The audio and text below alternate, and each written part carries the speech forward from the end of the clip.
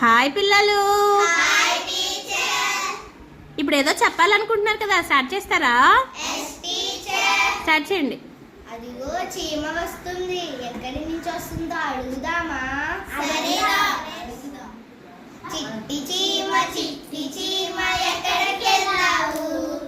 చిట్టి పాప పుట్టిన రోజు విందుకెళ్ళాను.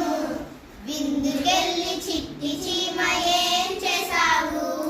చిట్టి పాప బుగ్గ పైన ముద్దు పెట్టాను. ముద్దు పెట్టి చిట్టి చీమ ఏం చేశావు? పొట్ట నిండా పాయసం మెక్కి వచ్చాను. పొట్ట నిండా పాయసం మెక్కి వచ్చాను. చాలా బాగా చెప్పారు పిల్లలు. అయితే నేను 2-3 క్వశ్చన్లు అడుగుతాను, చెప్తారా? చిట్టి చీమ ఎక్కడికి వెళ్ళింది? చిట్టి పాప పుట్టినరోజు ఏం చేసింది?